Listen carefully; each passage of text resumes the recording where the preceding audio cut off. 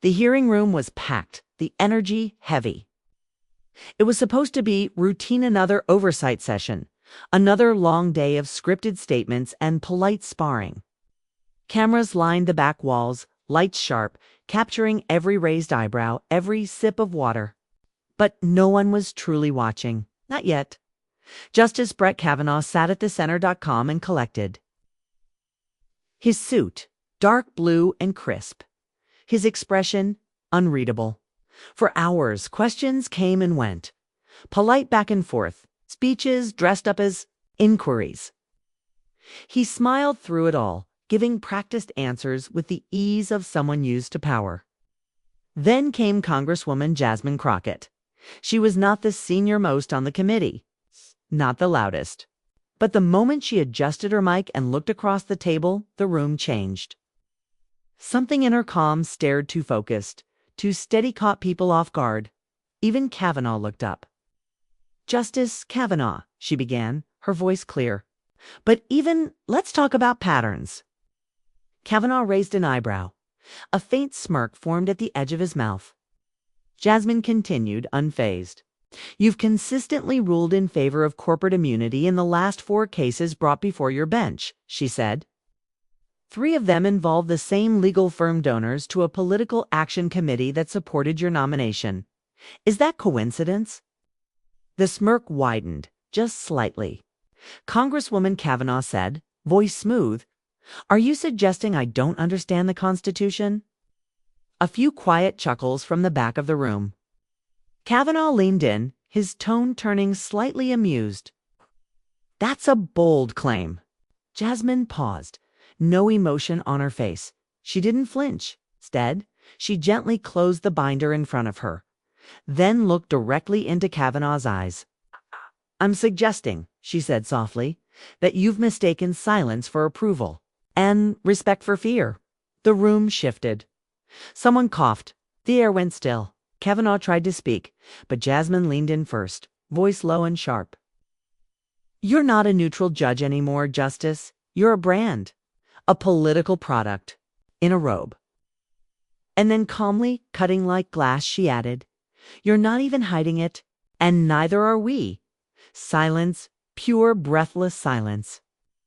Across the internet, the moment exploded within minutes. Clips hit Twitter, Reddit, and TikTok before the session even ended. The video, 10 seconds long, was already titled and reposted. "Crockett ends Kavanaugh in 1 sentence," trended within the hour. But somewhere far from the media frenzy, in a secure government building with no windows and thick metal doors, the mood was different. Inside the NSA's classified media surveillance unit, a single analyst sat before a bank of monitors. He had headphones on, but he didn't need the sound. He had subtitles, pattern recognition, and something else, intuition. Paused the frame just after Jasmine's line. Ran it again, slower. Then back once more. On the bottom of the screen, a red alert box flashed. Flagged phrase detected. Political destabilization risk. Tier 3 pattern match. The analyst leaned back. His hand hovered over the keyboard. A moment later, he reached for the landline in old system, untouched by cloud leaks. He didn't speak immediately. Let the silence hang as he stared at Jasmine's frozen image on the screen. Then he whispered, more to himself than to the person on the other end. Someone finally crossed the wire. And with that, he pressed send, while the clip of Jasmine Crockett's words kept echoing across news channels. The real stir wasn't happening on TV. It was underground, in rooms with no cameras. In places where silence was policy and reaction meant protocol, not opinion. The NSA analyst who flagged the clip name classified, only referred to in the logs as Echo, had done something rare. He escalated directly. No chain of command, no delay. He marked the moment as a Tier 3 disruption trigger, a level usually reserved for foreign influence or domestic radicalization. Somewhere else in D.C., a secure phone line buzzed in a quiet office at the Department of Homeland Security. Director Lynn Hatcher answered. Her face remained calm as she listened, but her hand gripped the armrest of her chair. Run it twice. She said, send me the metadata, speaker analysis, and keyword deviation scores. I want psychological profiling within the hour. Within 30 minutes, Jasmine Crockett's voice had been run through a predictive AI model trained on subversive speech. Not to arrest her, not even to accuse her. Just to understand what she had done and why it had resonated so violently with the public. The analysis came back strange. Her tone, level. Her cadence, steady. But the public reaction, off the charts. Emotional resonance indicators showed a 312% spike in trust keywords and over 400% in anger alignment. It was as if she had tapped directly into the pulse of two warring Americas. She didn't plan that line, one analyst noted aloud, scanning her eye movement in the video. It wasn't rehearsed, it was instinct. Back on Capitol Hill, Jasmine was unaware of the digital trail behind her. But she felt the shift. Her phone had exploded with messages, some supportive, some threatening, some strange. One in particular, a number with no caller ID, just a message. You cracked it. Now they'll come asking what you know. She showed the message to no one. Later that night, as the noise grew louder on TV, a different conversation began elsewhere. In Langley, Virginia, the CIA's open source division was already charting the reaction to Jasmine's statement on international forums. Russian state media had clipped the hearing. Chinese analysts were quoting her line about Kavanaugh being a product in a robe. Strategic rivals were using her voice to question American democracy itself. That was the real fear. Not just that she had said something bold, but that her words had become a tool. A symbol. A viral moment turned. Weaponized. Inside a locked sub-basement of the Pentagon, a private discussion unfolded between two unnamed advisors. This wasn't about ethics, one said. She spoke a fault line. The other nodded. Public trust is brittle. It's kind of rhetoric. It spreads. The first advisor leaned forward. If we don't manage the narrative, someone else will. That's when the decision was made. A classified memo, marked eyes only, was prepared. It didn't accuse Jasmine of wrongdoing, but it recommended immediate surveillance, social graph mapping, psychological profile updates. Not because she broke the law, but because she might shift public balance if left unchecked. The memo ended with one line: Monitor Phase 1 activation approved. And just like that, a congresswoman no one took seriously 2 days ago became the center of a file marked High Impact Domestic Catalyst. Jasmine, meanwhile, sat alone in her apartment watching the clip again.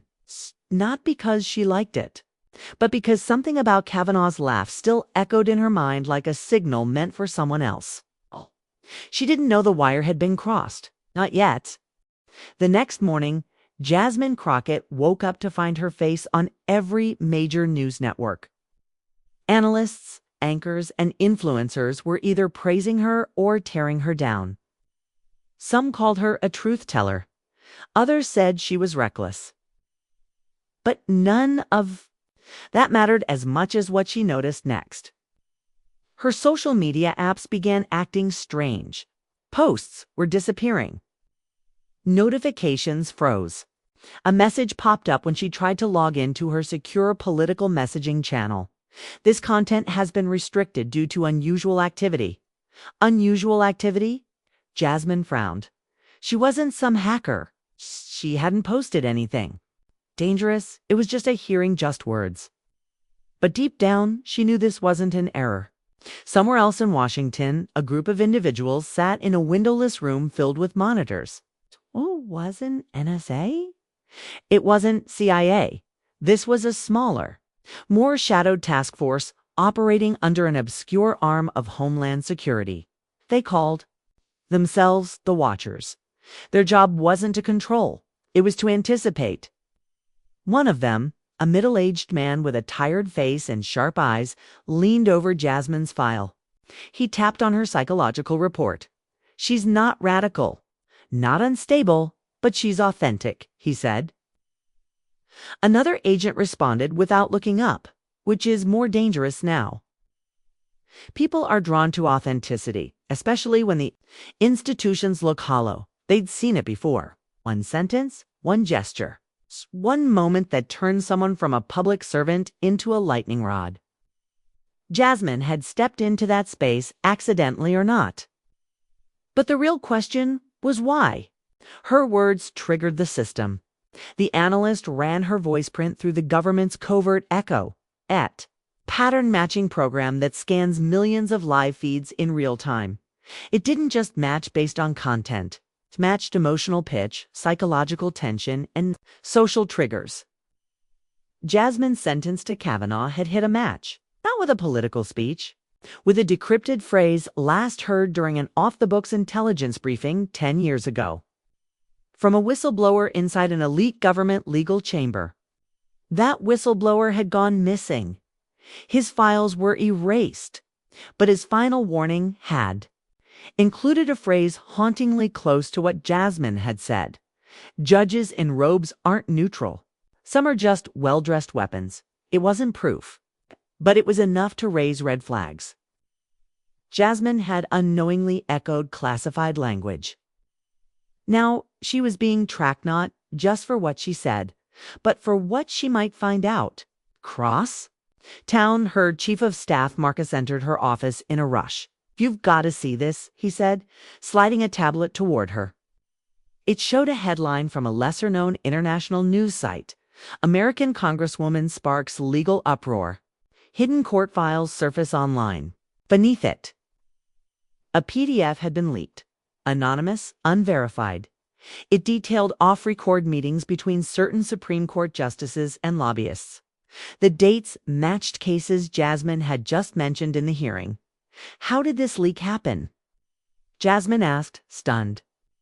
Marcus shook his head. "We didn't release anything. Someone's sending a message." Jasmine leaned back, thoughts racing. Was she being helped or used? That night, as Jasmine sat alone reviewing the files, her phone buzzed again. Another blocked number. Just a single message. They buried it, but not deep enough. Her pulse quickened. She looked out the window. A black SUV was parked down the block, engines still running. She stared at it for a moment, then closed the blinds. Someone was watching. Her, and it was only just beginning. The leak spread like wildfire. News networks hesitated, unsure if the documents were real. But independent journalists didn't wait. Twitter and Telegram were full of screenshots, names, dates, lobbyists, hidden meetings. And sitting at the center of it all, Justice Brett Kavanaugh. Jasmine Crockett sat in silence, her laptop glowing in the dark of her home office. She had read the leaked file 3 times now. Each time it got harder to breathe. The files confirmed what many had only whispered. Corporate law firms had held private dinners with key Supreme Court justices nights before major rulings. Kavanaugh's name appeared in those logs. So did 2 others. No direct proof of money. No smoking gun. But enough to raise a storm.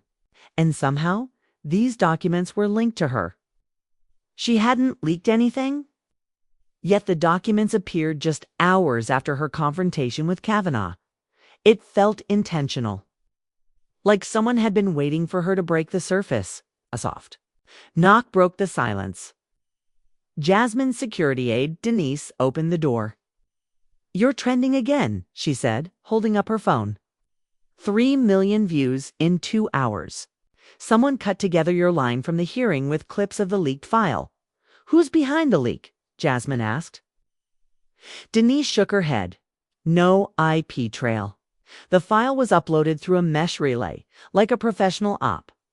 Jasmine rubbed her temples. "They want me to look like the source."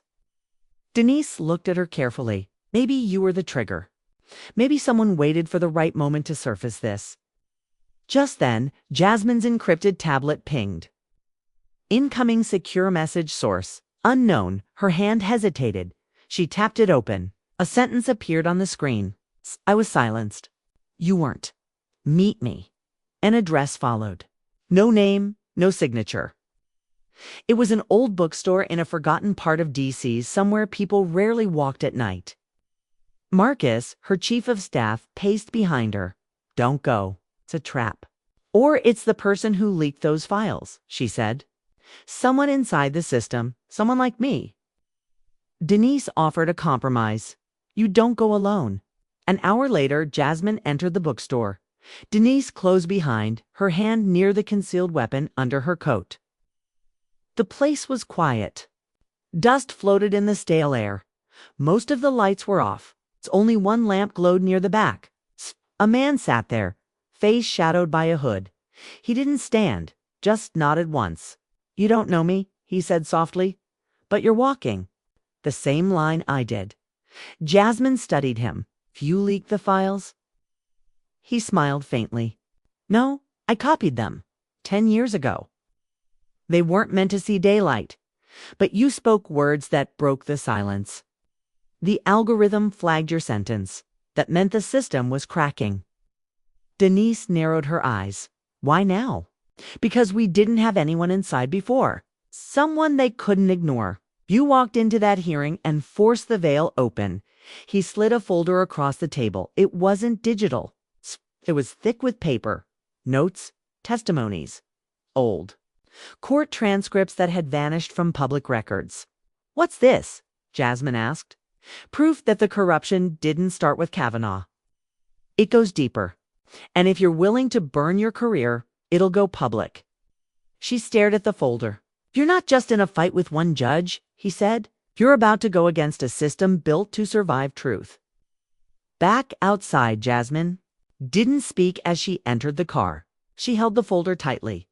Marcus turned from the front seat. Are we leaking it? Jasmine looked out at the Capitol building, lit like a monument of lies. Not yet, she said. First we see who tries to stop us. You said. By morning, everything had changed. The Capitol buzzed with quiet panic. Senior officials from both parties held closed-door meetings. Press secretaries canceled interviews. Even the usual morning news shows looked tense, as if something unseen was tightening around Washington's throat. Jasmine Crockett sat in her office, the old folder on her desk unopened but heavy with consequence. Her phone vibrated nonstop. News outlets were requesting statements. Allies whispered warnings. Enemies stayed suspiciously silent. Across the city, Justice Brett Kavanaugh appeared calm. He stood on the courthouse steps, answering vague questions from reporters with familiar charm. I have no knowledge of the material being discussed, he said.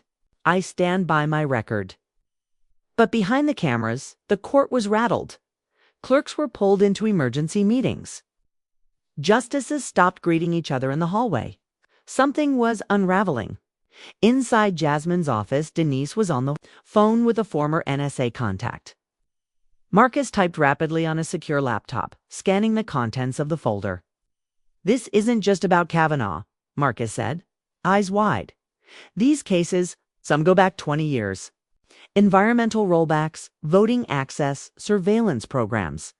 Judges on multiple levels were involved. Patterns? Jasmine said, her voice low.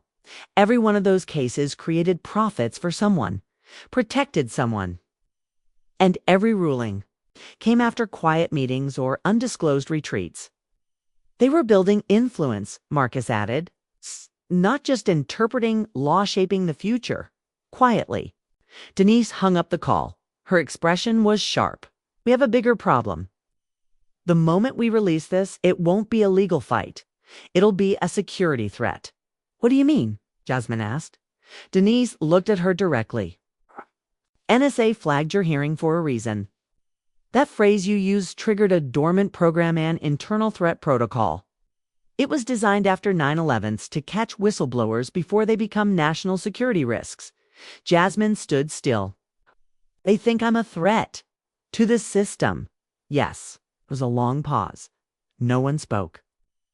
Then Jasmine walked over to the window.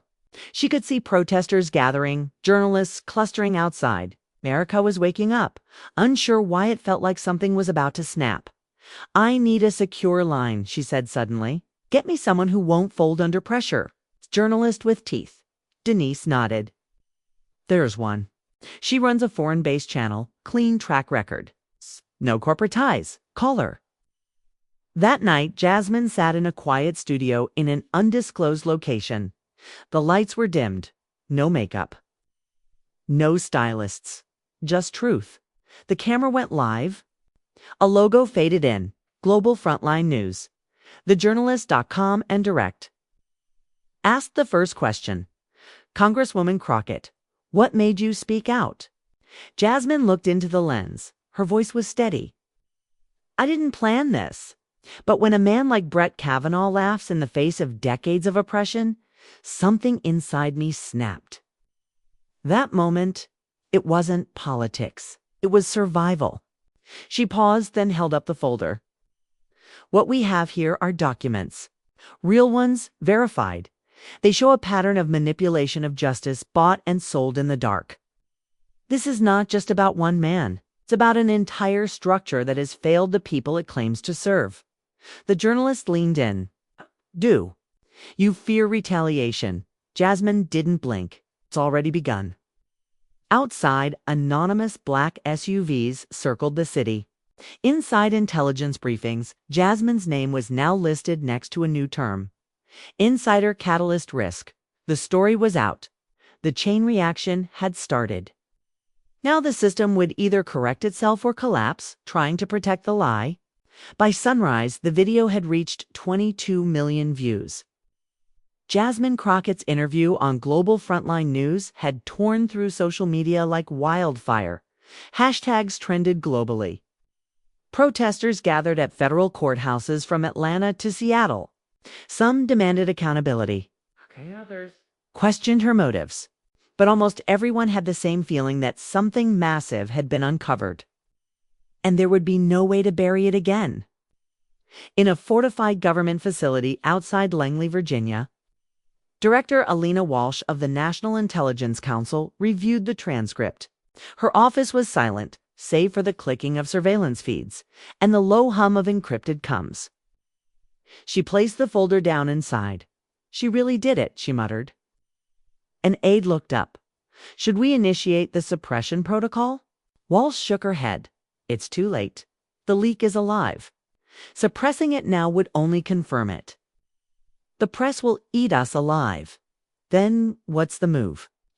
Walsh turned to the wall screen.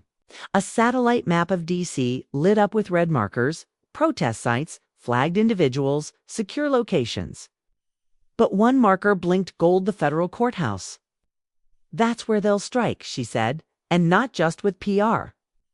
Meanwhile, Jasmine was moved again. She sat in a safe house just outside the Capitol, her team stripped down to essentials. Marcus was tracing digital signatures. Denise was monitoring encrypted chatter between political operatives, many of whom had gone silent overnight. It's coming, Denise said. I don't know what it is, but every encrypted room I follow, law firms, lobbyists, judges, there's a chill. No one's messaging like normal. It's like they're waiting for orders. Jasmine looked at her phone. Anonymous texts had begun flooding in. We warned you. They don't forgive this kind of exposure. Your father's case wasn't random. Now you know why. That last one made her freeze. My father, Jasmine whispered. He died in federal custody. They called it a health complication after a protest arrest. But he always said something bigger was coming. Denise sat up. You think his death was part of this? Jasmine stood. I don't think it. I know it now. Across town at a high-rise law firm, a private meeting took place. 7 men and 2 women. No press, no recordings. Just whispered. Names and strategic threats. She's compromised too many assets.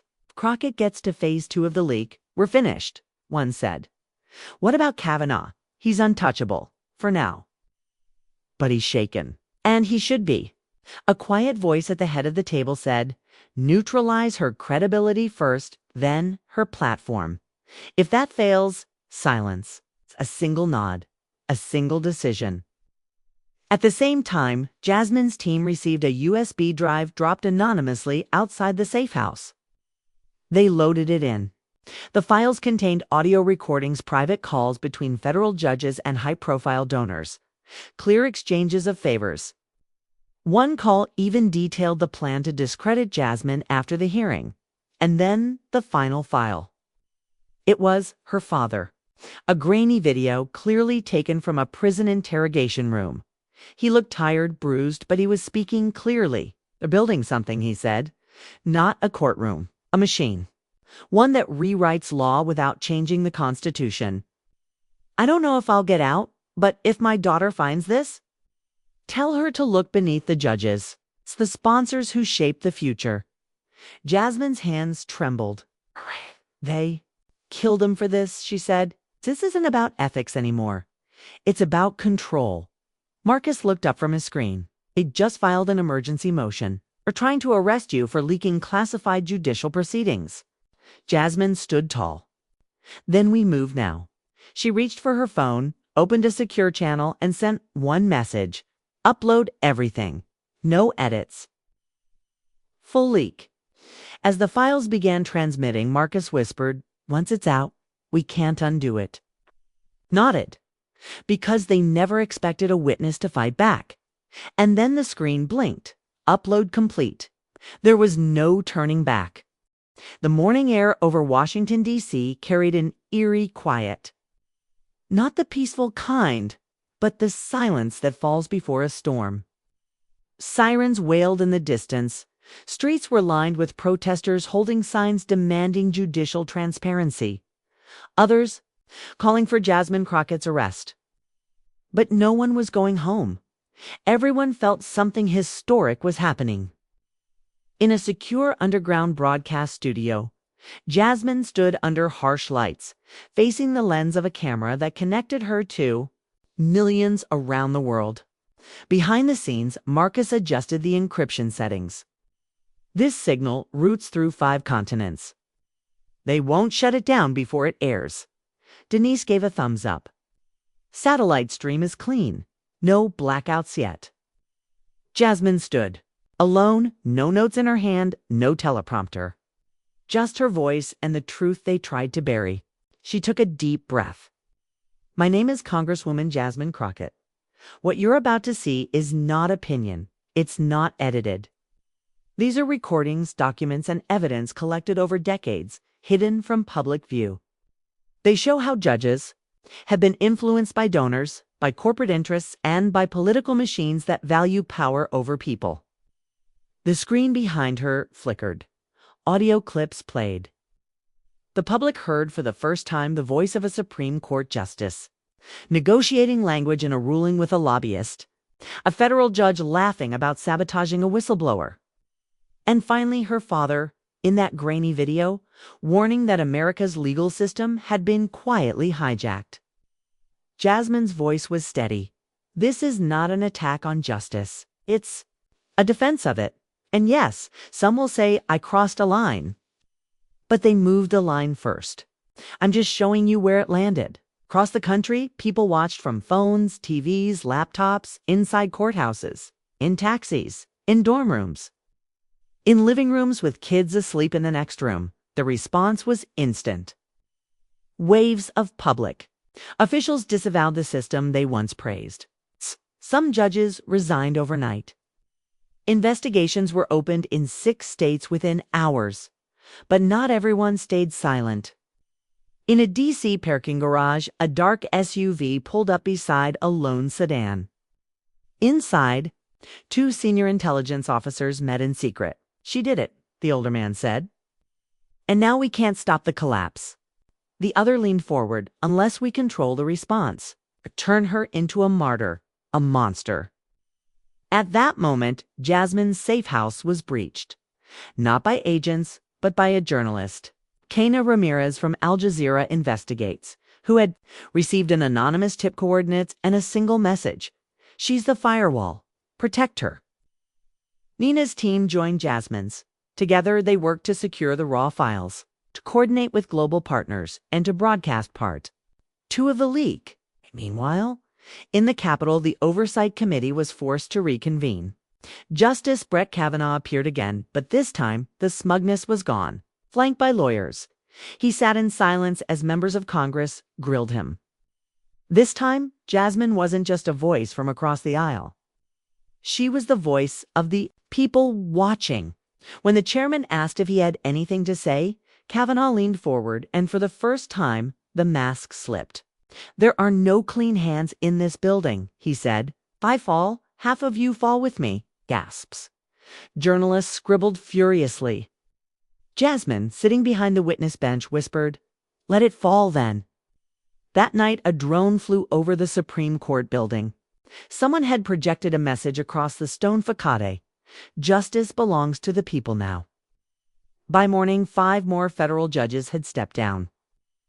The Department of Justice announced a special counsel investigation.